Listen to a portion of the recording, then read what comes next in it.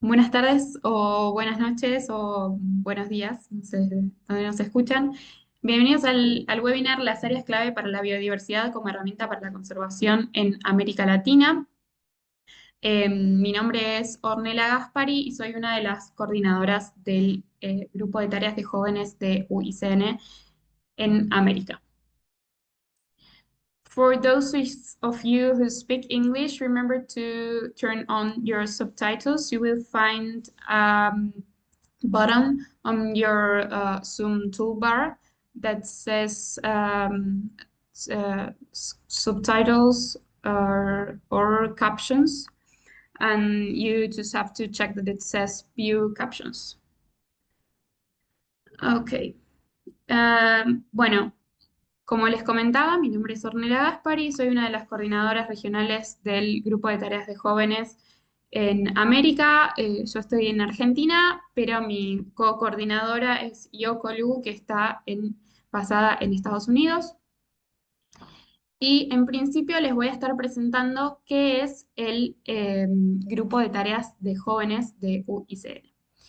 Este grupo surge bajo la estrategia de juventud de UICN, cuya misión es integrar las perspectivas, la inclusión y el empoderamiento de la juventud en todas las partes y a todos los niveles de la Unión, permitiendo que la juventud contribuya a la visión de la UICN de un mundo justo y que valora y conserva la naturaleza.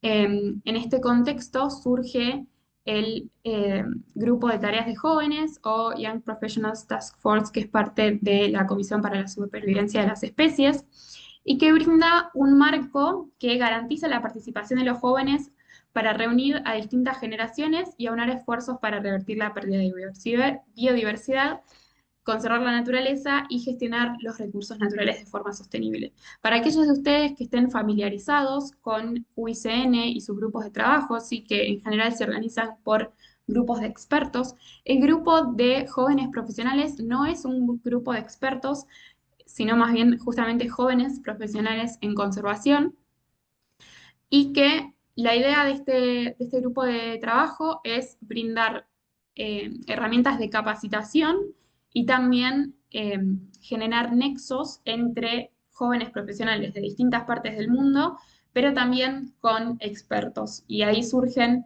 estos espacios como el webinar que estamos presentando hoy. Entonces, en este contexto, con Yoko, hace unos meses nos preguntamos a, a nuestros miembros en América sobre qué les interesaría capacitarse, y la respuesta que obtuvimos fue que les interesaría capacitarse en herramientas de UICN para la conservación, y entonces decidimos capacitarnos en áreas clave para la biodiversidad o KBAs por sus siglas en inglés. Nos propusimos hacer el curso de Conservation Training para identificar y delimitar áreas clave para la biodiversidad. Y tuvimos durante unos meses, nos reunimos cada 2 semanas a discutir cada uno de los módulos para ver qué habíamos aprendido, cuáles habían sido nuestras dificultades. Y como cierre de este proceso, organizamos este seminario con personas que trabajaron en la propuesta y en la evaluación de áreas clave de la biodiversidad. Entonces, brevemente, para arrancar, veamos qué es un área clave para la biodiversidad. Un área clave para la biodiversidad es un sitio que contribuye significativamente a la persistencia global de la biodiversidad, que se identifica utilizando criterios con umbrales cuantitativos para garantizar que la identificación del sitio sea objetiva, transparente y repetible. Los criterios de las KBAs están diseñados para captar elementos de biodiversidad en todos los niveles de organización ecológica, incluyendo niveles genéticos de especies y ecosistemas. ¿Sí? Podemos hacer acá un paralelismo con los criterios de asignación de la lista roja, por ejemplo, eh, y tenemos distintos criterios a evaluar a la hora de designar áreas clave para la biodiversidad. Algo importante para mencionar es que las áreas clave para la biodiversidad no necesariamente son áreas protegidas. Puede que lo sean, y en muchos casos lo es, pero las áreas clave para la biodiversidad son más bien una designación científica y no una designación legal. Bien, las áreas clave para la biodiversidad forman un puente entre procesos de evaluación y planificación de la conservación y presentan un paso importante hacia la acción en este ámbito. Esto quiere decir que los sitios que son considerados áreas clave para la biodiversidad tienen un proceso de monitoreo y evaluación a lo largo del tiempo y recopilan datos que son publicados y estos datos se publican en el sitio web de las KBAs al que pueden acceder distintos organismos, bancos, gobiernos, etcétera, ¿sí? Programas de financiación de proyectos de conservación y que tienen en cuenta a la hora de tal vez designar fondos o establecer estrategias de conservación. Bien, entonces ahora, sin mucho más preámbulo, pasemos a conocer a los oradores que vamos a tener el día de hoy. En un primer bloque, Guillermo Gil nos va a presentar eh, su experiencia liderando el proceso de propuesta de diversas áreas clave para la biodiversidad en la provincia de Misiones, en Argentina. Guillermo es licenciado en Ciencias Biológicas por la Universidad de Buenos Aires, maestro en Recursos Bióticos por la UAEH en México y doctor en Ecología por la UAM en España. Trabaja en conservación hace 40 años desde ONGs como la Fundación Vía Silvestre Argentina y Aves Argentinas, pero mayormente desde la Administración de Parques Nacionales. Principalmente ha trabajado en la gestión de áreas protegidas, en la evaluación de nuevas reservas, en líneas de base de biodiversidad, en planificación, en manejo de especies exóticas, de especies amenazadas, de evaluación ambiental, en evaluación de impacto ambiental y en investigación. En un segundo bloque, Pablo y Jerónimo nos van a compartir su trabajo en la categorización de las especies dentro de las áreas protegidas, de las áreas claves para la biodiversidad, destacando la conexión entre las KBAs y la lista roja de la UICN. Pablo es especialista en conservación y oficial del Centro de Supervivencia de las Especies en Argentina, diseña y facilita talleres participativos para la conservación de especies y ecosistemas. Ha colaborado en iniciativas regionales e internacionales como la recuperación de la tortuga baula en el Pacífico Este, la conservación de plantas endémicas en Misiones, Argentina, y la planificación para la conservación de árboles amenazados en Chile. Su trabajo se centra en aplicar ciencia, participación de actores y manejo adaptativo para lograr un impacto duradero de la conservación. Por último, Jerónimo Torresín es licenciado en Biodiversidad por la UNL y maestrando en Manejo de la Vida Silvestre por la UNC. Trabaja en conservación desde hace más de 25 años, vinculado a las áreas protegidas y al manejo de fauna y flora y al trabajo con comunidades locales.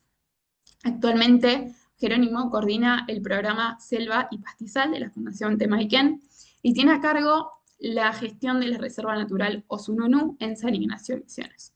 Es profesor adjunto en la Facultad de Ciencias Forestales de la UNAM hace más de 10 años y actualmente co-coordina el Nodo Misiones de la Red Argentina de Reservas Naturales Privadas.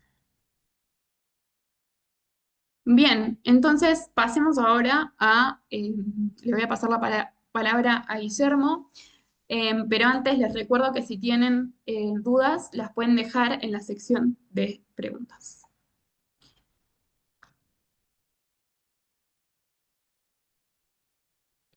Bueno, Ornella, ¿me escuchan bien? Perfecto. Bueno, muchas gracias por la invitación y vamos directo a la presentación. Voy a compartir pantalla.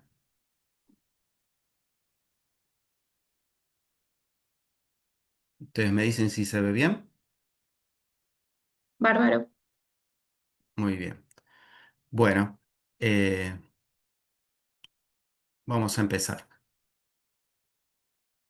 Para empezar, como vamos a hablar de misiones, vamos a ubicarnos en el planeta donde está Misiones, ¿no?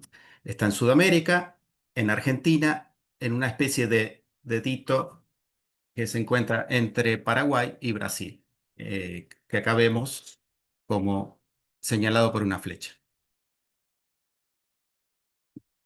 Para dar una idea de qué biodiversidad contiene la provincia, les comento que es parte de este gran grupo de ecorregiones llamado Mata Atlántica o Selva Atlántica Interior, que va por la costa de Brasil desde el nordeste hasta el sur de Brasil, teniendo una ingresión que llega a la provincia de Misiones y también a Paraguay. Así que dentro de la provincia de Misiones confluyen tres ecorregiones, dos pertenecientes a selva o bosque húmedo, ¿m? Uno caracterizado por las araucarias en el verde más oscuro, el otro es una selva mixta en verde claro y en el sur aparecen unos campos o sabanas mesopotámicas. Así que ahí ya tenemos bastante diversidad de ecorregiones y dentro de ellas vamos a ver que tenemos mucho de especies. También podemos mostrar que en la provincia hay cuatro ecorregiones desde el punto de vista de del agua, ¿no? De las cuencas, que tienen en cuenta, bueno, los organismos acuáticos. Así que esto, como Misiones tiene muchos ríos y arroyos, tiene importancia a la hora de evaluarlo porque hay mucha biodiversidad también en estas ecorregiones de tipo acuático. Bueno, las KBA de Misiones fue un trabajo que se encaró desde el proyecto Bosque Atlántico de Aves Argentinas. Aves Argentinas es una ONG, la más antigua de Argentina, y es parte de BirdLife, ¿no? Uno de los miembros de esta confederación que está impulsando la iniciativa de las KBA. Bueno, tuvo un apoyo financiero de la Fundación Jensen y esto no hubiera sido posible también sin la participación de muchos expertos que fueron consultados. Fueron 33 expertos de 16 instituciones y bueno, también fotógrafos que colaboraron para ilustrar algunos productos que salieron de este ejercicio. Para empezar, se recopilaron datos de especies a partir de la bibliografía existente y de las bases de datos accesibles públicas, ¿no? Esto en cuanto a registros georreferenciados de las especies que íbamos a considerar. Con estos registros mapeamos, en algunos casos, cuando no había eh, mapas ya de distribución publicados, tuvimos que referirnos directamente a los puntos de colecta, como en este caso, donde se ve una ranita que solamente está en Misiones y que tiene esta distribución conocida, ¿no? Como habrán visto, las especies que se tienen en cuenta para evaluar estas áreas eh, clave tienen que cumplir algunos requisitos, ¿no? Por un lado, tienen que estar clasificadas en alguna categoría de amenaza de la UICN. En principio también iban a ser consideradas especies que si bien no estaban amenazadas por la UICN, eran endémicas, como en el caso de la ranita que les mostré recién, de un solo país y ese país sí la consideraba amenazada, utilizando la misma metodología que la UICN, ¿no? Después, otro factor que se tiene en cuenta para la selección de estas especies es que tengan un área de distribución restringida, o sea, en general hay varias condiciones, pero en general un área de menos de 10.000 kilómetros cuadrados, a nivel global estoy hablando, ¿no? A nivel de todo el mundo, y que sean también o que sean endémicas de ecorregiones. ¿M? O sea, esta ranita solamente habita en las sabanas mesopotámicas, por ejemplo, eh, eh, y no en ninguna otra ecorregión. Y finalmente, otro criterio que se tiene en cuenta son las grandes congregaciones de individuos, ya sea para nidificar, desovar, eh, migrar, ¿no? Donde, eh, digamos, hay una proporción muy importante de la población concentrada en un sitio, en algún momento del ciclo de vida. Con estos criterios y con las bases de datos de las especies eh, de la provincia de Misiones, para eso nos restringimos, digamos, a las especies de vertebrados y a las de plantas vasculares. Hicimos este cruce, ¿no?, de criterios con la información de las especies y propusimos 110 especies que eran candidatas a ser usadas como indicadores para la evaluación de áreas para proponerlas como áreas clave, ¿no?, como KBA. Como ven, los que aportaban mayores cantidades de especies eran los peces y las plantas, ¿no? Cumplían con muchos de estos criterios. Eh,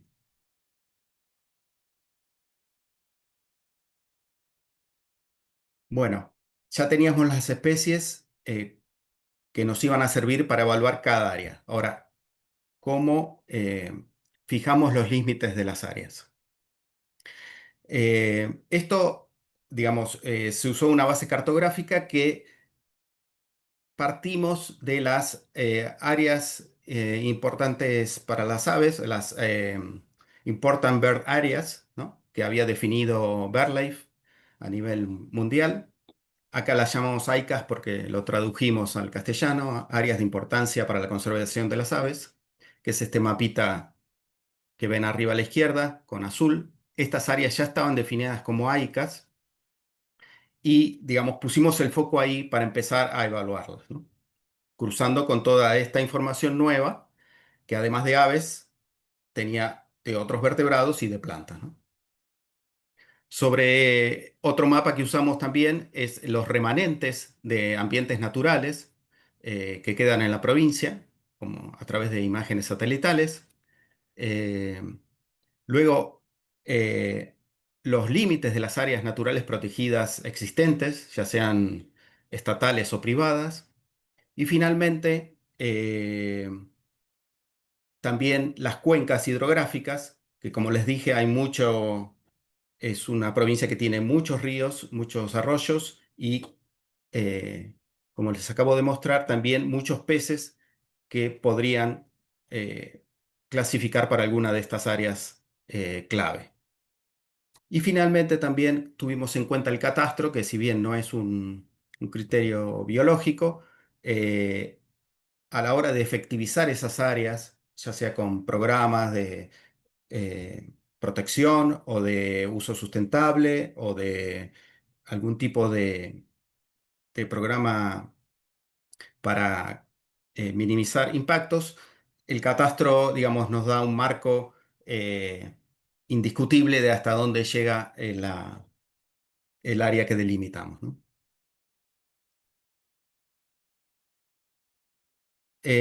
Para cada una de estas áreas había que evaluar no solo si la especie estaba presente, la especie que cumplía alguno de esos cuatro criterios que les mostré antes, con su presencia no bastaba. Había que evaluar qué población contenía esa área, ¿no?, de toda la población mundial. Para esto, para saber qué números de animales teníamos o de plantas, como saben, bueno, en un ambiente tan rico como una selva subtropical y en un país tan empobrecido como los de Sudamérica, es difícil tener esa información a través de datos científicos, ¿no? Entonces, tuvimos que recurrir muchas veces a densidades de esa misma especie en ese mismo ambiente, pero en otro lugar, y a través de la superficie del área calcular cuántos individuos estarían albergados ahí. En otros casos, cuando no se tenían densidades, se usaba la cantidad de localidades que abarcaba esa área respecto del total global, o también se utilizó la superficie en kilómetros cuadrados de la distribución global eh, de una especie como sucedáneos, digamos, como reemplazantes de estos números que eh, eran muy difíciles de obtener. Entonces, como para verlo en un ejemplo de, de cómo se van superponiendo estas capas cartográficas, eh, vamos a ver en este caso en rojo se ve el límite de una AICA o IVA. ¿M? O sea, en realidad son dos, están separadas. Les comenté que partíamos de estas unidades que ya tenían algún tipo de evaluación para las aves. Entonces, sobre estas áreas, eh, primero volcábamos las localidades conocidas de las especies que habíamos recopilado a través de expertos y de bibliografía, ¿no? Localidades que son georreferenciadas. Luego se superponían áreas protegidas creadas. Acá los ven con un límite verde, verde amarillento, ¿no? Eh, luego se le sumaban las cuencas, los límites de cuencas, acá los vemos en celeste, eh, y finalmente el catastro que nos iba a dar ese límite más legal a la hora de delimitar estas áreas clave. ¿M? Acá vemos que se nos hace una ensalada en realidad, muy difícil de distinguir, pero bueno, vamos a hacer un zoom a esta zona para que, no, para que sea más simple, más fácil de observar. Entonces acá tenemos en rojo el límite de la AICA, en verde el límite de un área protegida, como vemos ya hay un desfasaje ahí, con puntos amarillos las localidades de estas especies indicadoras y en celeste los límites de las cuencas. Y con un blanco muy finito el catastro. ¿M? Entonces, en base a estas eh, variables que superponíamos, tratando de abarcar, eh, digamos, las localidades donde estaban presentes esas especies, pero también evitando zonas muy perturbadas como urbanizaciones o cultivos intensivos, se traza finalmente un límite propuesto en amarillo acá, eh, donde se trata de integrar esta información, ¿no? Así, eh, hicimos este ejercicio para 19 AICAS, perdón, para 19 KBA en la provincia de Misiones, para las cuales hicimos una ficha similar a esta, ¿no? Donde en este caso, que es la KBA Teyucuaré y alrededores, de la que le van a hablar después, vemos que no tenía un AICA de base, por ejemplo, pero se concentraban tantas especies eh, que cumplían con criterios que, bueno, igualmente se la propuso. Además tenía la ventaja que tenía algunas áreas protegidas y para esta área se identificaron 22 plantas que cumplían con al menos un criterio de los planteados antes, un reptil y un ave, ¿no? Algunas de estas especies cumplían con más de un criterio.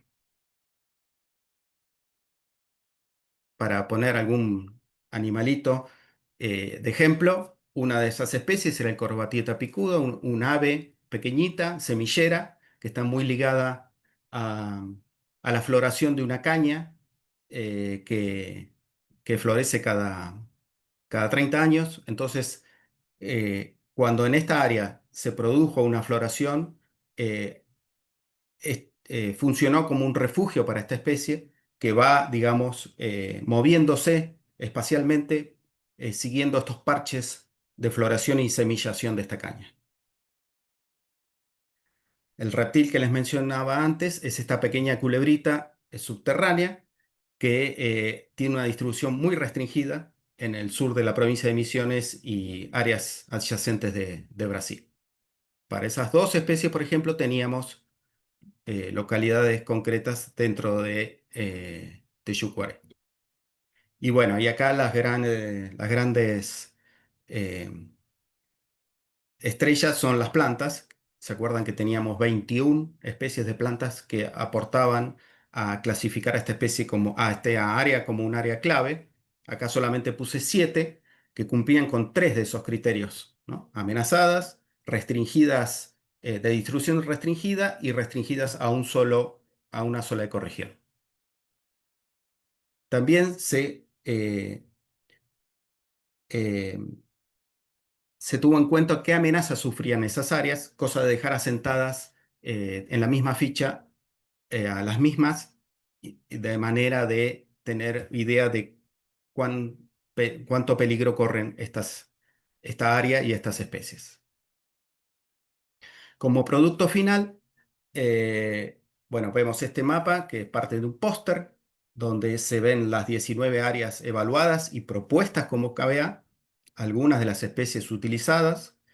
Eh, También se editó un librito donde hay más información, más extensa acerca de cada una de estas áreas y se creó esta web, esta página de internet, donde como todavía no habían sido aceptadas oficialmente las KBA, volcamos esa información también en esa web y la idea era que a posteriores se convirtiera en una información complementaria a la de la web oficial de las KBA, más concentrada en Argentina. Bueno, la buena noticia es que luego de un proceso de evaluación del secretariado de las KBA y de expertos de la UICN, de las 19 áreas propuestas han sido aceptadas 17 como KBA. Las únicas dos que no, todavía al menos según ellos no cumplen con los criterios, son estas dos del sur de la provincia, ¿no? Que están señaladas con flechas. Pero bueno, no tuvimos solamente esta baja, digamos, durante el proceso, sino que a diferencia de los que nos habían planteado al inicio, nos cuestionaron muchas especies que estaban amenazadas y que eran endémicas de Argentina, ¿no? Cosa que al principio decían que si eran evaluadas con los mismos criterios de UICN, aunque sea de un solo país, si era endémica de ese país, iba a ser válida para cumplir con un criterio. También fueron cuestionadas poblaciones de algunos sitios por ser calculadas a través de densidades o de otros métodos que no contaban, digamos, directamente en el campo los individuos. Eh, Tampoco reconocieron las especies que fueron descritas científicamente, publicadas, incluso los expertos a los que consultamos fueron los autores de esas especies, pero como la UICN todavía no lo había integrado a sus bases de datos, no fueron tomadas como válidas. Eh, También tuvimos el mismo problema con unidades reproductivas de esas especies de cada área. Era uno de los datos que nos pide la metodología. Eh, no valía en general si teníamos la suerte de llegar a un cálculo de individuos y sabíamos la proporción de sexos, no podíamos decir que el 50 y 50 eran machos y hembras, o bueno, cuando se sabía que había una proporción distinta, eh, traspolarla al dato de población, sino que también tenía que ser un dato de campo. Con todas estas restricciones, digamos, además de no ingresar esas dos áreas, las áreas que ingresaron con muchas menos especies. Por ejemplo, el Teyucuaré, que les mostré antes en la propuesta, tenía 21 plantas, un reptil y un ave, ¿no? Sin embargo, entró solo por una especie de planta, ¿eh? Que estaba amenazada a nivel global. Había datos de poblaciones de individuos directos. eh, Estaba incluida en la lista de la UICN y se sabía que, bueno, cada individuo tiene ambos sexos, así que las unidades reproductivas eran las mismas que los individuos. Esto lo señalo no como para crear polémica, simplemente es parte del proceso y parte de las dificultades que creo que tenemos que superar. Porque si alguna ventaja tenía que este ejercicio fuera hecho en el mismo país y en la misma provincia que se está evaluando, es que teníamos un contacto mucho más directo y de primera mano sobre la situación de estas especies, sobre los expertos que trabajaron sobre esas especies, de datos que no están publicados, pero los expertos los tienen disponibles. Entonces todo eso medio como que se perdió al ser tan exigentes a la hora de eh, evaluar los criterios utilizados. Bueno, eso es todo. Después charlaremos si hay alguna duda. Muchas gracias y seguimos adelante con un tema que creo que se engancha muy bien con esto último que les planteo. Gracias. Muchas gracias, Guillermo, por compartirnos tu experiencia proponiendo un área clave para la biodiversidad. Eh, y lo interesante de esto es ver cómo, digamos, nosotros en el curso teníamos como la teoría, más allá de que incluyen casos prácticos, pero tener de primera mano la experiencia es súper, súper enriquecedor. Así que le voy a pasar la palabra a Pablo y Jerónimo para que nos presenten el próximo bloque. Adelante. Buenísimo, gracias Ornella. Muy buena presentación, Guillermo. La verdad que, como decís, se va vamos a hablar muchísimo de este tema que venís tratando. Nosotros nos vamos a enfocar ahora en lo que es la flora endémica del Teyucuaré. Un poco lo que queremos hacer con Jerónimo es mostrarle un poco el ambiente, las amenazas que tienen, contarles un poco de estas especies tan emblemáticas de esa zona, que son las plantas que Guillermo estuvo trabajando para poder obtener esas categorizaciones de KBA, y cómo nosotros también trabajamos de varias maneras, con muchos actores, como para poder sostener estas especies en un ambiente tan delicado. Así que vamos a empezar. Con Jerónimo trabajamos en la Fundación Temaiken. Hicimos esta diapositiva para explicarles un poquito cómo está organizado. Fundación Temaiken es una ONG cuya misión es proteger la naturaleza. Para poder llevar a cabo esa misión cuenta con tres pilares. Uno es el bioparque, ubicado en Escobar, en Buenos Aires, en la provincia de Buenos Aires. Otro elemento es el Centro de Recuperación de Especies, donde ahí se rehabilitan las especies para ser reinsertadas, se recuperan y se reinsertan en la naturaleza. Y después otro componente muy importante, que es el que vamos a hablar hoy, es la reserva de Osununú, que es una reserva de 168 hectáreas que está en el sur de Misiones, en Teyucuaré, en San Ignacio, con mucho valor cultural, que este año cumplió 20 años. Y ahora Jerónimo nos va a contar en un ratito un poco las particularidades de esta zona.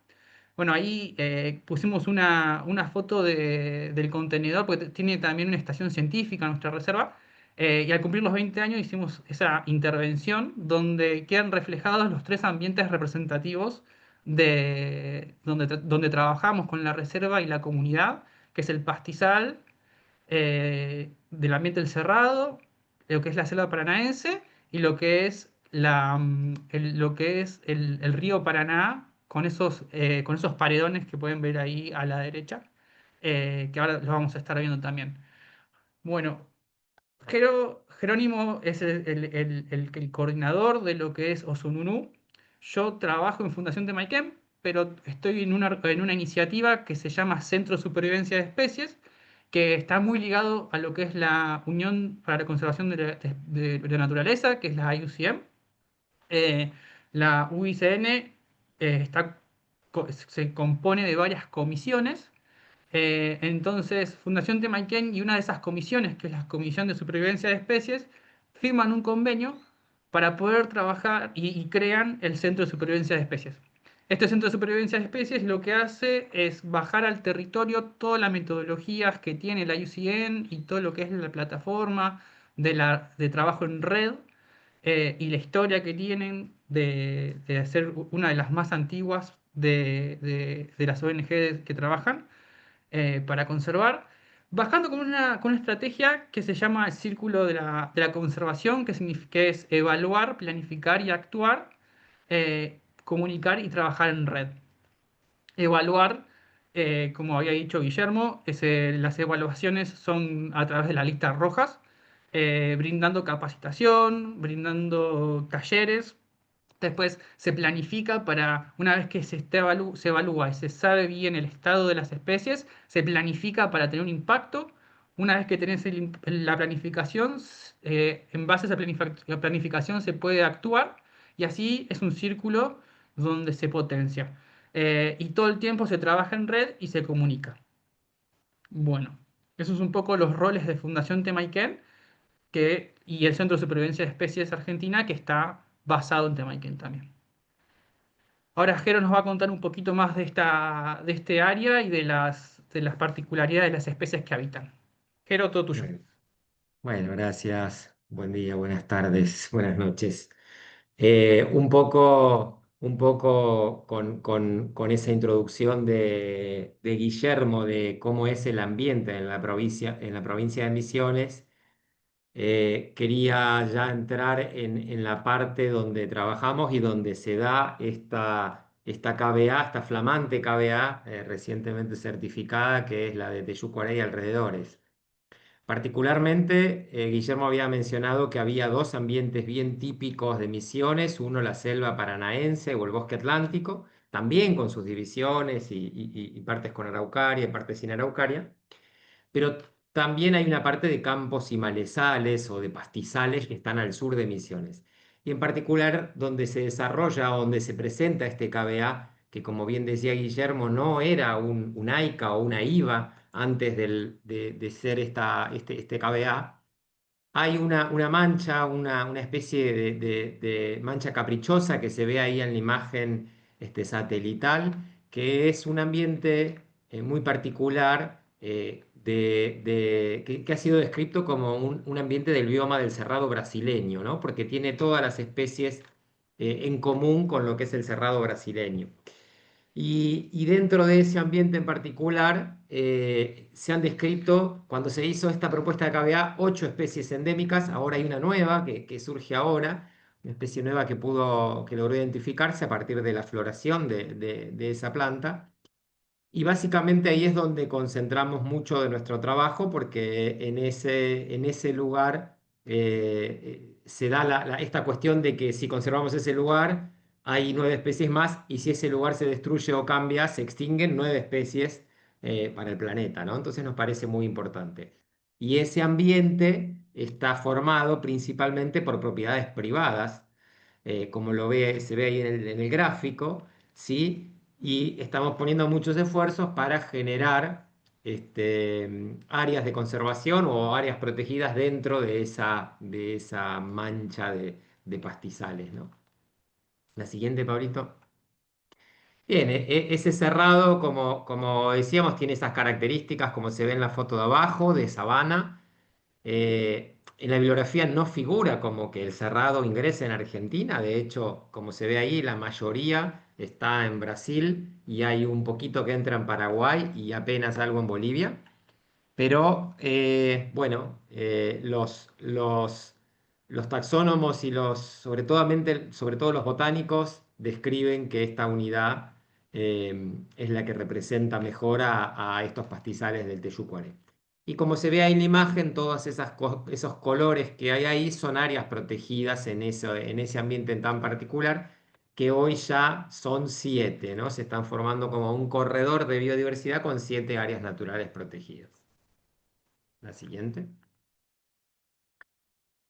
Bueno, las fotos de las protagonistas que decimos que mostrábamos recién, básicamente con las que trabajamos, son estas plantas, son la mayoría, salvo una que se ve al medio por ahí, que es una palmera enana, la mayoría son herbáceas o leñosas, pero de baja altura, de distintas familias, ¿sí? Pero son endemismos, microendemismos, en lo que llamamos un área de endemismos.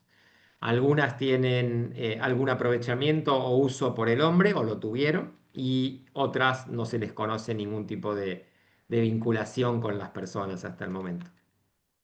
La siguiente. Bien, básicamente cuando empezamos a trabajar en este lugar, una de las cosas que hicimos fue identificar qué problemas de conservación tenían. Uno de esos problemas de conservación era las especies exóticas invasoras, en su mayoría son gramíneas, son pastos de origen africano, que acá en Argentina son muy traídos para el alimento del ganado, ¿no? Para forraje de ganado. La mayoría de esos pastos son los que están invadiendo estos pastizales y afectando a las especies endémicas. Después, basurales, como se ven en las fotos, algunas especies de coníferas, los incendios son otra de las amenazas y que en este lugar se desarrollaba hasta hace unos años atrás algunas actividades deportivas, como por ejemplo un circuito de rally, por donde estaban las especies endémicas. Eso por suerte hoy se pudo detener, pero creemos que esas son las amenazas más importantes. Y después hay algunos otros usos que a lo mejor son compatibles con la supervivencia de especies, como puede ser algún aprovechamiento o uso de alguna de las especies por parte de la comunidad, pero que al estar las especies tan amenazadas, con una población tan pequeña, realmente el impacto es muy grande hoy día. Sí, la siguiente. Bien, ¿qué problemas tuvimos cuando decidimos trabajar con esto? Inclusive algo de lo que mencionó Guillermo, de cómo hacer para que estas plantitas tan poco conocidas, porque son microendemismos, vuelvan a aparecer o aparezcan en el radar, no solo de una lista roja, sino del mundo y de la conservación. La primera es que no son animales carismáticos, no son árboles grandes, entonces ya arrancar hablando de una plantita chiquitita puede representar un obstáculo. La segunda que mencionó Guillermo, no están categorizadas, ¿sí? Al momento de hacer esto no tenían una categoría ni nacional ni internacionalmente. Entonces eso casi que nos hacía pasaban como desapercibidas, ¿no? De muchas especies se describieron, se publicaron científicamente como un nuevo organismo, pero se conoce muy poco acerca de las interacciones que tienen con otros organismos, de cómo florecen, de cómo fructifican. Eh, bueno, algunas tienen usos antrópicos que, como yo decía, nosotros consideramos que eso está bueno y es muy interesante, pero cuando las poblaciones son tan pequeñas, esto puede ser un problema de conservación. Estas interacciones inclusive pueden hacer que una especie termine extinguiéndose. Inclusive, por ejemplo, hay una de las especies que la amenaza más grande, o probablemente una de las amenazas más grandes hoy por hoy, es una mariposa que es nativa y que debería alimentarse de esta especie. Bueno, se alimenta de esta especie, pero quedando tan pocos individuos, también el escenario cambia un poquito, ¿no? Sí.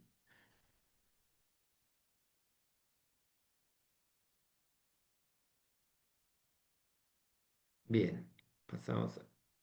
Bueno, ¿qué hemos hecho hasta ahora? ¿Qué hemos hecho? Ahora vamos a contar un poquito de esto. El uno es la categorización que va a hablar Pablo enseguida y va a contar un poco ese proceso.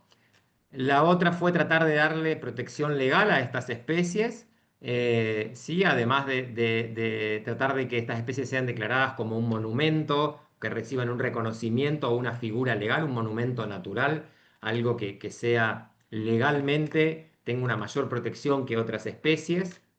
poner muchos esfuerzos en las tierras de conservación, en esos predios donde están las especies, tratar de generar áreas protegidas y tratar de trabajar con la gente.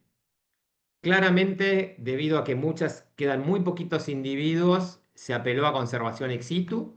Entonces, muchas de estas plantas fueron llevadas a viveros de distintas organizaciones del Estado y privadas para tratar de multiplicarlas, generar nuevos individuos y tratar de recuperar su ambiente natural, mitigando las amenazas y haciendo refuerzos poblacionales con esas especies.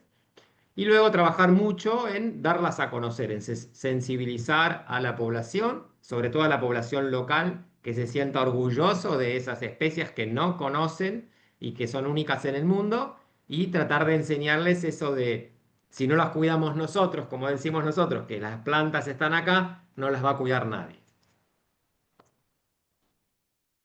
Sí. Buenísimo, Jero. Gracias. Ahora tomo con el primer punto que era de las herramientas que empezamos a utilizar para cambiar, que fue la categorización de la UICN.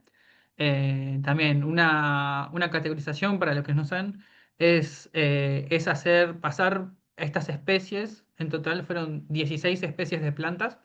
Lo que se hizo fue hacer un taller donde se convoca a muchos actores que trabajan con las plantas, científicos, políticos, investigadores, también eh, había dueños de lugares que pueden estar haciendo daño a las plantas también presentes y entender el por qué estaba pasando las amenazas esas.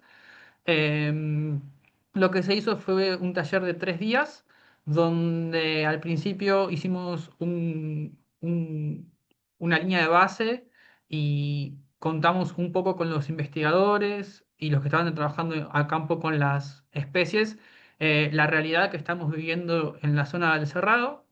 Y después lo que se fue haciendo es ir pasando especie por especie por como si fuera un tamiz donde hay criterios y esos criterios lo que nos van a ir arrojando son ciertos niveles de amenaza y qué grado de extinción tienen las especies. Y según los que nos dé van a estar más amenazadas, con más riesgo o con menos riesgo.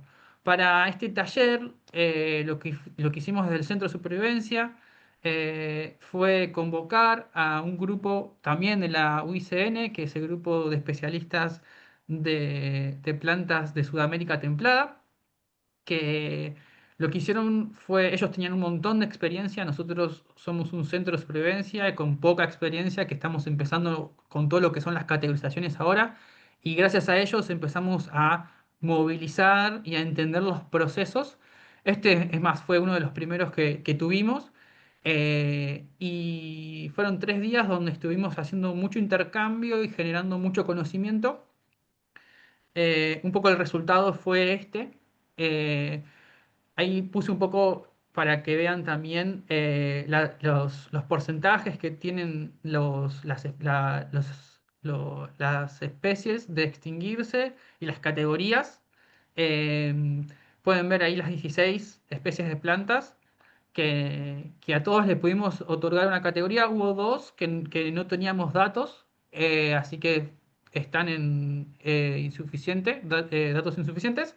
Pero como también, como decía Guillermo, estas plantas no tenían uno entraba a la página web o buscaba las plantas y no existían para la IUCN y no tenían una categoría ni nacional ni internacional. La IUCN lo que tiene es que las categorías generalmente son a nivel internacional, a nivel global. Pero estas, como son endémicas, la global, que endémica significa que son solo de ese lugar, la global también le caería la categorización en la nacional, serían la misma. Entonces, esto se hizo todo el proceso, se presentó ante las autoridades de listas rojas de IUCN y ya estamos en la etapa final donde dentro de muy poquito se van a estar publicando estas categorizaciones en la lista. Em, Después, como decía Jero, estuvimos trabajando en las normativas para declarar los monumentos naturales municipales. Esto salió en el 2018, donde pudimos 12 especies nombrarlas monumentos municipales, naturales municipales. Estuvimos trabajando en monumentos naturales provinciales, que es una categoría más. Eh, en Argentina nos dividimos los grados de lo que es en municipios, provincias y lo que es escala nacional. Entonces pudimos darle un amparo municipal, estamos trabajando en el provincial y trabajando también en especies específicas como unas palmeras y unas palmeras que también son de la zona de ahí. Después, algo muy importante también es este concepto de tierras de conservación. Como les había mostrado antes, es donde estamos nosotros locados, es un bloque donde hay un montón de reservas naturales. Eh, lo importante acá siempre es trabajar en equipo y trabajando siempre en conjunto con los actores que están en la zona. Trabajamos junto a Hábitat y Desarrollo en aplicar a un grant, a lo que es fondos para poder comprar tierras para crear reservas. Lo hicimos gracias a un grant de la IUCN también, que eso permitió extender lo que es la cantidad de áreas naturales en la zona para poder trabajar también ahí. Trabajamos junto a Club de Río, que también es un privado donde tiene una reserva dentro de lo que es las endémicas hay muchas de las especies que están en esa reserva, igual que las que se realizó con Hábitat y Desarrollo. Otro jugador muy importante en la zona es Gendarmería Nacional, ya que en la zona de Teyucuaré tienen muchas cantidades de hectáreas donde hay presencia de estas especies endémicas. Entonces, lo que se hizo es trabajar junto a ellos para poder crear o trabajar con dentro de poco, más cantidad de hectáreas, que eso se traduce a más protección al área también.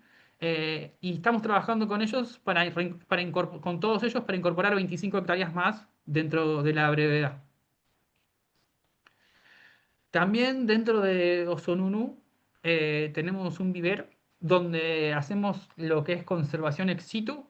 Conservación ex situ significa es lo que se hace por afuera del área de donde habita el individuo, la especie. Nosotros tenemos un lugar donde controlamos lo que es el riego, las amenazas, y también nos sirve a nosotros para estudiar propagación, cómo es la germinación de las plantas. Y no solo trabajamos nosotros en el vivero nuestro, sino que también estamos trabajando junto al INTA, junto a la facultad, la UNAM, de la Facultad de Ciencias Forestales, la Universidad de Misiones, el Instituto Misionero de Biodiversidad y Ecología de Misiones. Eh, Hay plantas que quedan muy pocos individuos y es fundamental entender cuánto tarda una germinación, qué es lo que hace que por ejemplo, son ambientes que están muy ligados al fuego. Entonces hay algunas que necesitan un recurso de fuego para poder semillar y para poder expulsar las semillas. Entonces hay que entender las dinámicas del ambiente y también de las especies por el grado de amenazas que tienen. Y ahora, Jero, si querés continuar. Vale, bueno, entonces un poco lo que decíamos hoy, trabajando mucho por minimizar, que es lo primero, el impacto de estas amenazas. Sí, hoy por hoy, como se ve en la imagen de la derecha, los ralíes y estas actividades de autos han dejado alguna huella en estos pastizales, que son todos los senderos. Ese es el principal foco hoy de especies exóticas invasoras.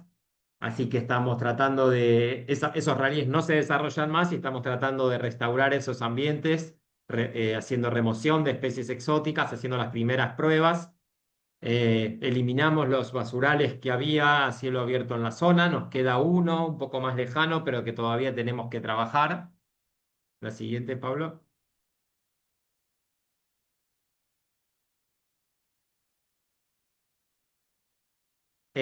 Bueno, esas son las tareas en donde se ve la remoción de especies exóticas, el refuerzo poblacional.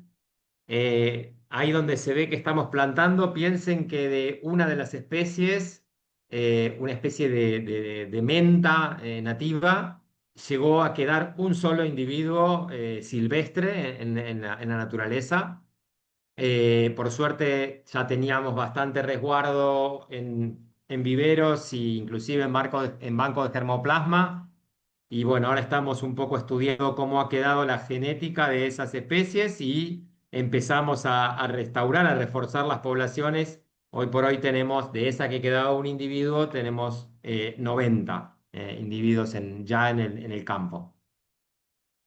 Sí, la siguiente.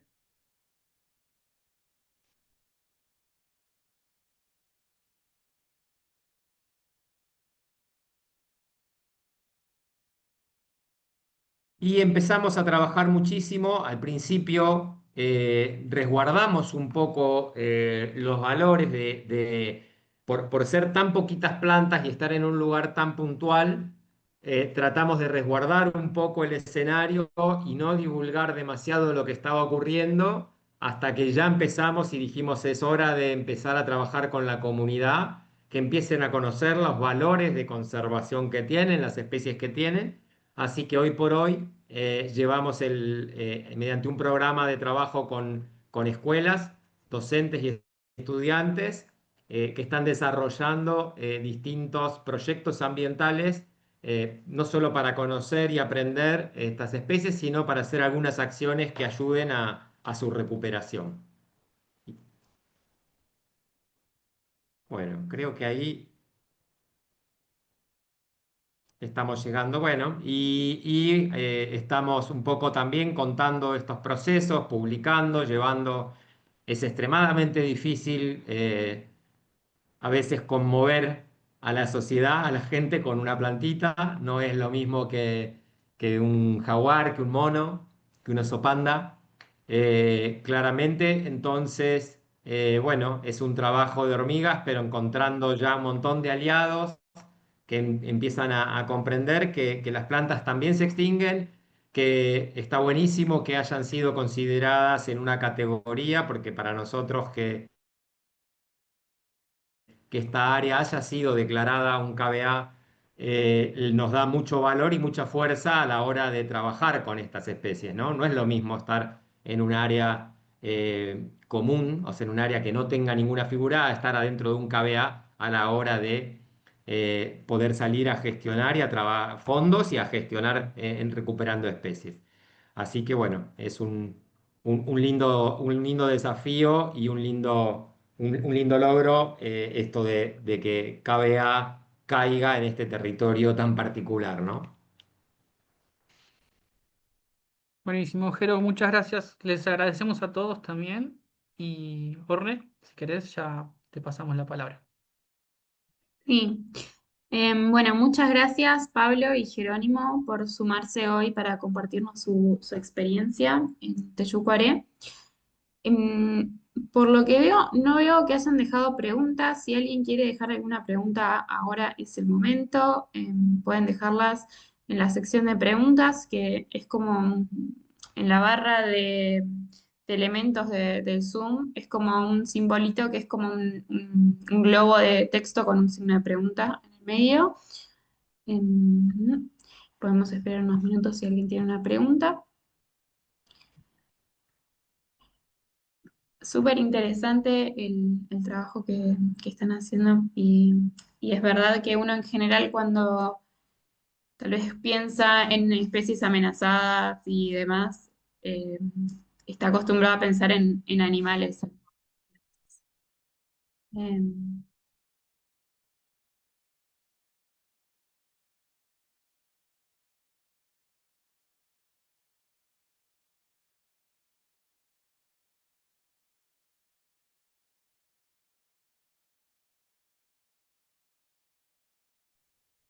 Chicos, Flavia les manda felicitaciones por el excelente trabajo y les agradece por compartir la información. Y Ann Huber pregunta, ¿el gobierno tuvo algún rol en el proceso? Sí, ahí la tomo. A ver si es el proceso. No sé, Guille, si es para el proceso de KBA o para el proceso de las endémicas. En tal caso, si querés, respondemos a las dos cosas. Mejor, En el sí. caso del KBA Teyucuaré y de este proyecto en particular, por supuesto, nosotros, la mayoría de áreas con las que trabajamos son distintas áreas del gobierno. Por ejemplo, del gobierno nacional está Gendarmería Nacional, que es una fuerza de seguridad, el INTA, que es un instituto de desarrollo y de investigación y de extensión nacional, y después hay otras organizaciones provinciales como el Instituto Misionero de Biodiversidad, el Ministerio de Ecología. Todas esas áreas fueron involucradas en el proyecto, son con las que estamos trabajando en la parte de protección legal, ya que corresponde a ellos el avanzar en esas líneas, pero bueno, es el trabajo de levantar la voz y hacer conocer estas especies, para que ellos puedan tomarlas y sumarse a la protección efectiva de estas plantas. Están muy involucrados porque son los que generan los permisos de investigación, los permisos para mover semillas de un lado a otro, así que la vinculación es rotunda, completamente. Comento que para el proceso de identificación, digamos, eh, no cumplieron un rol, digamos así, tan decisivo, porque era más bien información técnica. Estoy refiriéndome al gobierno de gestión, ¿no? Porque, por supuesto, los investigadores son empleados también de un Estado, ¿no? Nacional, o los guardaparques son también empleados del Estado nacional y provincial. Entonces, los técnicos, digamos, los niveles técnicos sí participaron de los estamentos estatales. Ahora, la parte política, digamos, no, porque no, digamos, no era el momento. Sí, a posteriori, cuando ya hicimos la propuesta final, se presentó ante, bueno, acá el organismo que regula a los recursos naturales en la provincia se llama Ministerio de Ecología, así que se presentó ante el Ministerio de Ecología el documento, se les explicó, fue tomado, o sea, tuvo una bienvenida, incluso algún diputado también estaba interesado, pero bueno, ya es en la etapa de tal vez de implementación donde ellos tienen un rol más preponderante, ¿no? Mm. Acá Agustina pregunta, primero felicita a los tres por sus presentaciones y pregunta, ¿qué estrategias podríamos tomar cuando tenemos tan poca información en Sudamérica sobre biodiversidad, siendo que la aproximación por densidades tal vez no sea la más aceptada?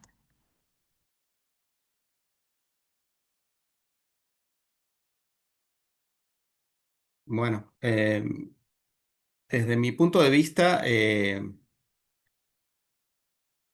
no podemos, digamos, exigirle lo mismo a Inglaterra que a Argentina en cuanto a los datos de sus especies y áreas, ¿no?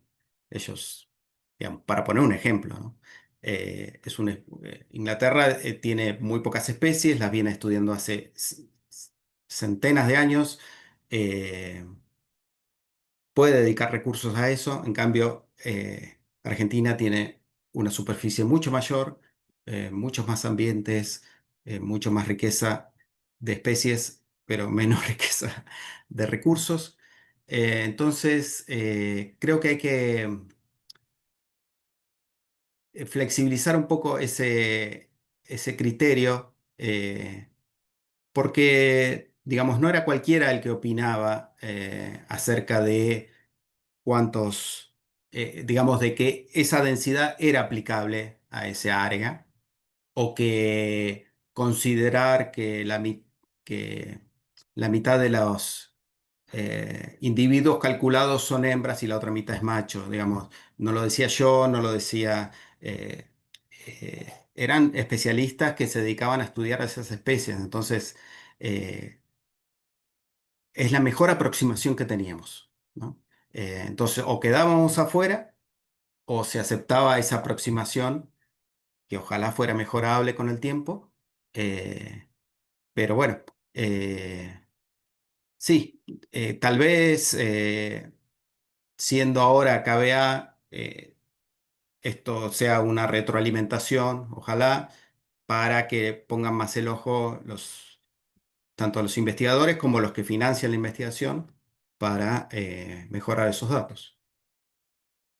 Por ahí para sumar a eso, Guille, en el caso de las endémicas, algo que también nos sirvió mucho a la hora de presentar la categorización a lista roja, ¿no? La incorporación a lista roja, que entendemos que está por salir en cualquier momento, que vamos a poder poner en esa página el nombre de cualquiera de estas endémicas y va a salir.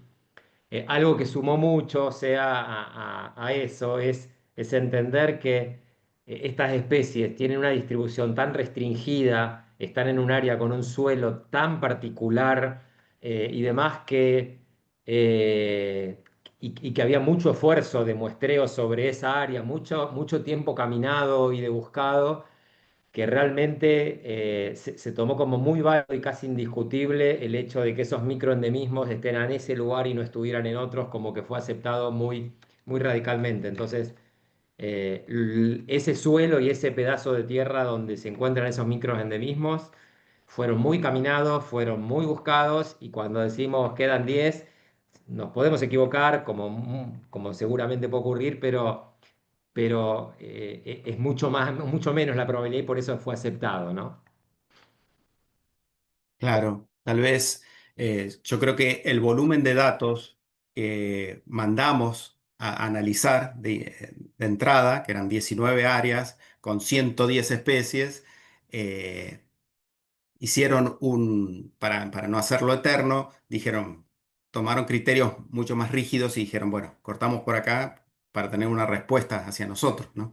Capaz que tomando área por área,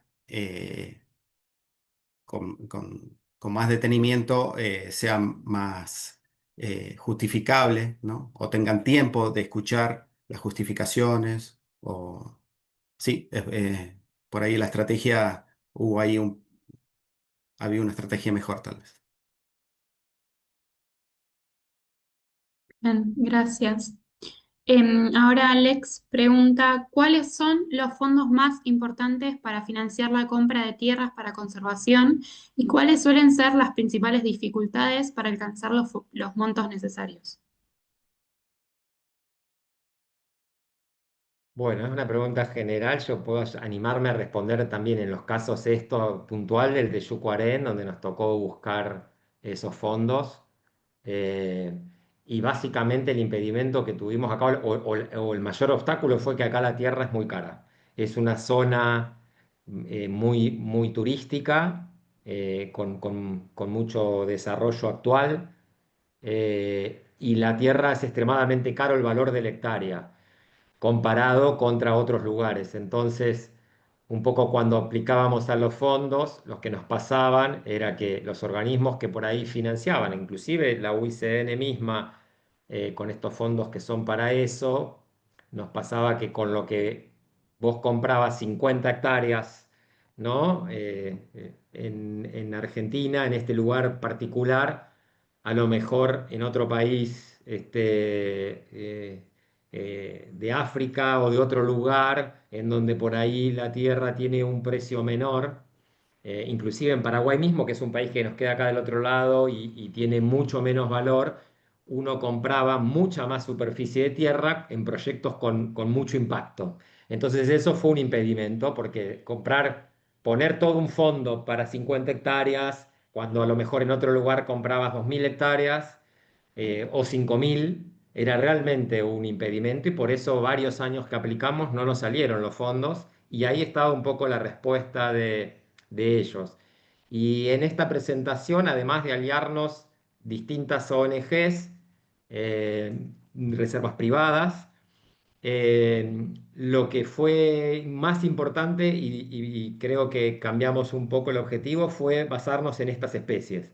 O sea, es cierto, acá compras solo 50 hectáreas, pero salvás quizá de la extinción 9 especies. Y eso hizo un poco girar y decir, bueno, sí, estos fondos aplican acá porque tienen un impacto diferente, ¿no? Más a escala de salvar especies que de un impacto en extensión, ¿no? Regional. Esa fue una gran dificultad en este caso puntual. Sí, siempre también, para sumar a lo de Jero, es que al no tener las categorizaciones también se hacía todo mucho más difícil también a la hora de presentar a las especies y todo, porque no aparecían en el radar con una categorización ni nada. Así que eso también fue algo que sumó. Bien, muchas gracias. Em, bien, por ahora creo que no hay más preguntas, así que si les parece podemos ir cerrando.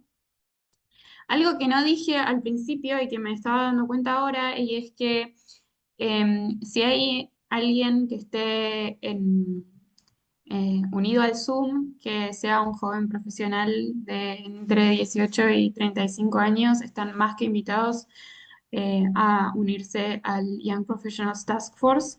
Les voy a dejar el email en el chat por si se quieren comunicar con nosotros. Y nada, si nos mandan un email, nos cuentan un poco quiénes son, que se enteraron de este grupo a través de este seminario y muy importante, de dónde son para que los redirijamos a el coordinador regional de su lugar. Están súper bienvenidos. Entonces, si no hay más preguntas, agradecerles a Guillermo, Jerónimo y Pablo por sumarse a este seminario, a Ilad y a Ibuku por el paraguas y a Justin por la gestión técnica, aunque estoy hablando en español y no sé si me va a entender. Em, pero bueno, muchísimas gracias a todos los participantes por haberse conectado también. Y bueno, creo que nos encontraremos en el próximo seminario. Muchas gracias. Bueno, gracias a ustedes. Gracias a Gracias, hasta todos. luego.